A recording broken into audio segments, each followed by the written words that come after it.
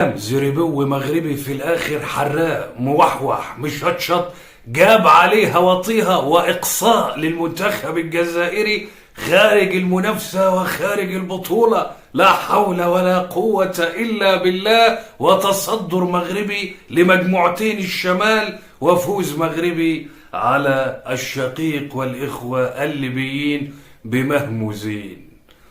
انت فين يا عباس؟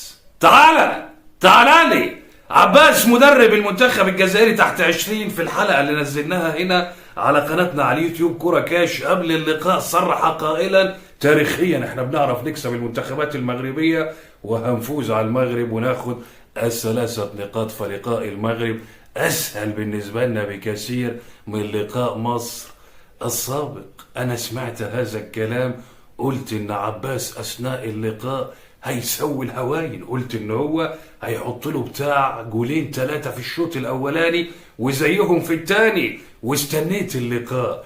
ابتدى اللقاء خير اللهم اجعله خير، لقيت عباس مزنوق. ايه مزنوق زنقه سواد، راجع ورا واقف بلاعيبته في حضن حارس المرمى وبيلعب على المرتدات، واخد حته زريبو في نهايه المباراه.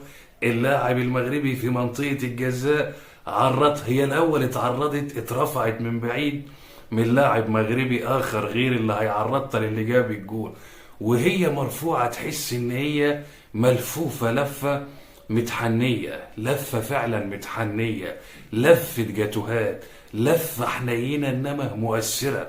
راحت للاعب المغربي التاني أرضية صغيرة متزحلقة زي الزحلوق بالظبط، راحت للاعب المغربي اللي سجل الهدف.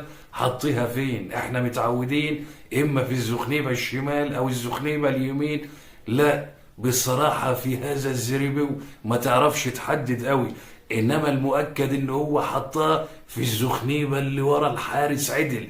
دي حاجة كانت مؤكدة، رشقها رش.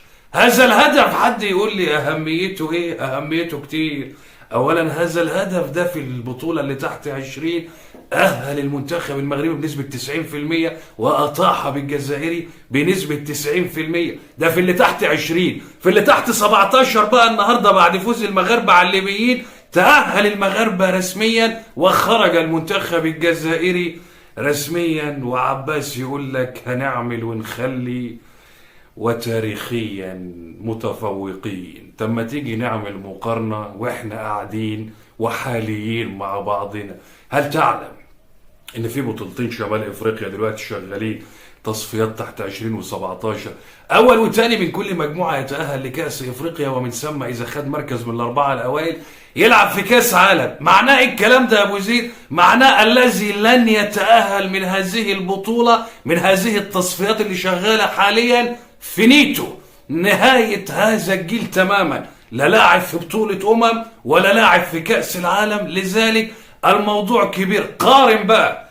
هل تعلم يا عباس وغير عباس أن المنتخبات المغربية هي المتصدرة في البطولتين؟ طب سيبك من دي، هل تعلم ان هم اكتر منتخبات حققت انتصارات في البطولتين؟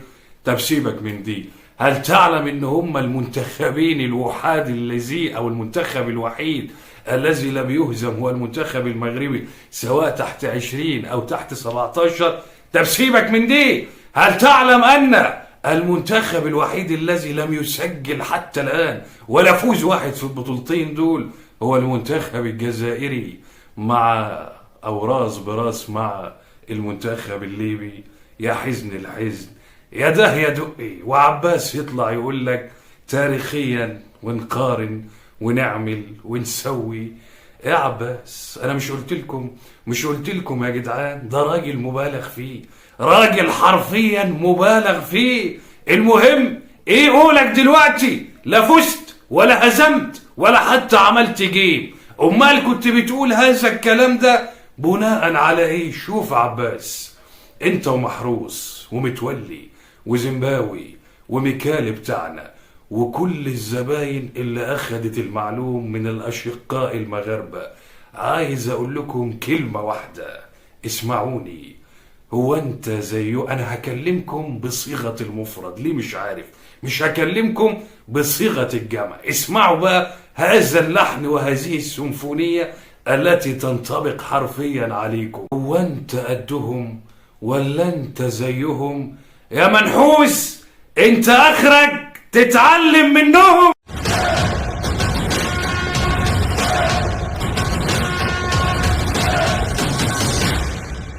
اهلا بيكم، يا رب تكونوا بخير. شوفوا يا اخوانا، انا عايز دلوقتي اتكلم معاكم بصراحة في موضوع، وانتوا عارفين انا اللي في قلبي على لساني وبتعامل معاكم كأننا عيلة واحدة.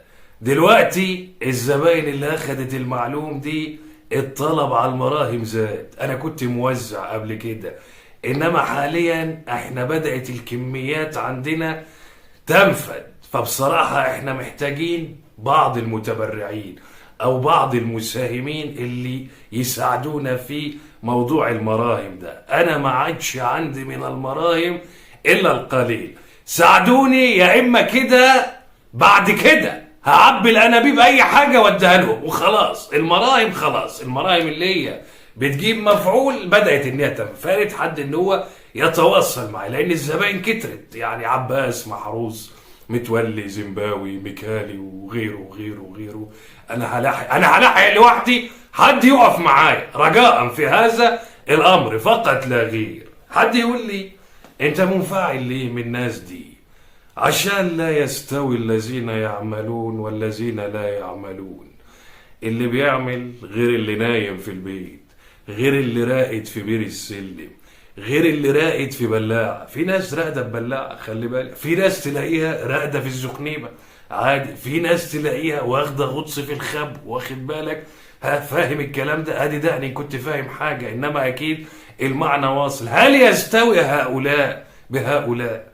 يعني واحد مبشنن وماشي سبهلله والدنيا شنكع شناكيحه في كله داخل في بعضه من ورا ومن قدام، هل هيستوي مع اللي بيتعب وبيعرق وبيجد وبيخطط وبيطور من نفسه وبينفق؟ هل ده يستوي وده يستوي؟ ما انا طول ما انا شايف هذه الامور ما اقدرش ان انا اسكت. انا عندي داء في الحته دي، ما اعرفش ان انا اسكت. مش هسكت الا في حاله واحده، لما نشوف الناجح ونحاول ان احنا ننجحه اكتر، مش نحاول ان احنا بكل الطرق ننزله من على النجاح اللي هو عليه ده.